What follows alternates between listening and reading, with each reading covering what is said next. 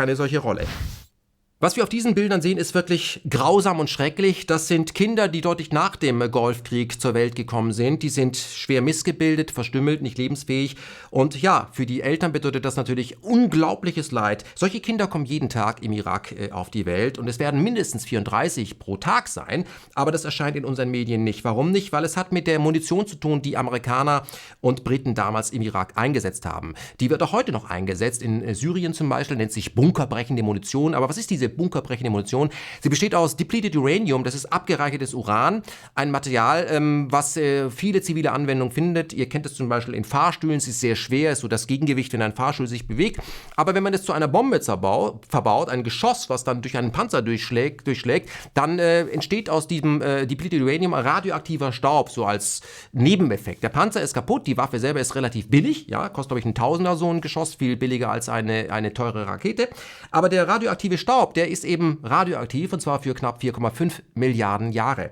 Das ist so lange, wie das Sonnensystem besteht. Und jeder, der diesen Staub einatmet, der muss mit Erbgutschäden rechnen. So gab es später in den Vereinigten Staaten über 150.000 Veteranen, die von dieser Strahlenkrankheit betroffen sind bis heute. Die Zahl wächst ja. Es gab auch sehr viele Kinder, die später in Amerika auf die Welt gekommen sind, die auch verstümmelt waren. Aber anders als bei Contagan zum Beispiel ist es so, dass dieser Erbgutschaden weitergegeben wird an die nächste Generation. Und deswegen kommen auch heute im Irak jeden Tag unzählige Kinder in Kliniken zur Welt, die nicht lebensfähig sind, die das Opfer von einem Krieg sind, der schon lange zurückliegt, ja. Das heißt, die mit dem Krieg gar nichts zu tun haben.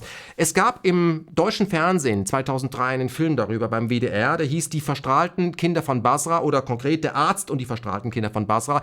Gedreht hat ihn Frieder Wagner, der danach nicht mehr beim WDR arbeiten durfte, denn er galt als schwierig. Wir schalten mal eben in diesen Film rein, den man nur noch bei YouTube findet. Beim WDR ist er im Giftschrank gelandet. Und wir hören hier Professor Sigvard Horst Günther. Der hat nämlich damals Folgendes bemerkt. Er war ein Tropenarzt, der sehr lange im Irak schon gearbeitet hat. Plötzlich tauchten im Irak Krankheitsbilder auf, die er so noch nie gesehen hatte. Dann ging er an dieses Krankheitsbild von Kindern heran. Wie kam es dazu? Und stellte fest, viele dieser Kinder hatten aufgrund mangelnden Spielzeuges Patronen gefunden, haben die als Puppen bemalt und haben darauf geschlafen. Und dann bildeten sich plötzlich ganz hardcore Krebsarten bei ihnen, sodass er dachte, es hat wohl mit dieser Munition zu tun. Er nahm dann 2, 3 solche Patronen, die ja dort tonnenweise verschossen worden waren, nahm sie mit nach Berlin. Und wenige Tage später kam ein Special Forces Kommando und hat ihn und die Patronen quasi verhaftet und man hat ihm dann vorgeworfen, er hätte strahlendes Material eingeführt. Er sollte in den Knast gehen, er ist dann auch in den Knast gegangen oder eine hohe Geldstrafe bezahlen. Aber wir schalten mal eben in diesen Film rein. Professor Günther muss 5 Wochen ins Gefängnis, weil er die Bezahlung der Geldstrafe ablehnt. Dabei wollte er doch nur feststellen lassen, ob die Geschosse radioaktiv sind.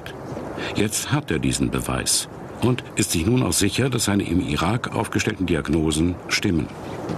Erstens mal ein Zusammenbruch des Immunsystems mit ansteigenden Infektionskrankheiten, insbesondere auch Virusinfektionen, dann Krebsbildungen und Leukämie, Funktionsstörungen bei Nieren und Leber, dann vor allen Dingen auch Erkrankungen genetischer Art mit Missbildungen bei Neugeborenen und dann Frühgeburten und Fehlgeburten, ähnlich wie nach dem Unfall in Tschernobyl.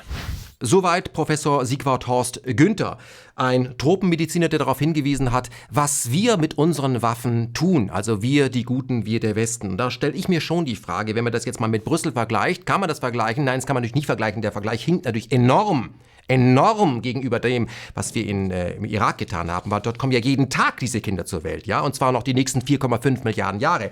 Also da muss man sich schon die Frage stellen, wer ist eigentlich der wahre Terrorist? Ja, weil wir terrorisieren Leben, was noch gar nicht auf der Welt war, als der Krieg zu Ende war und was auch in der Zukunft auf die Welt kommen wird und mit dem Krieg gar nichts zu tun hat. Diese Menschen, diese Säuglinge und die Eltern, all diese Menschen terrorisieren wir mit unseren Waffen für Bodenschätze.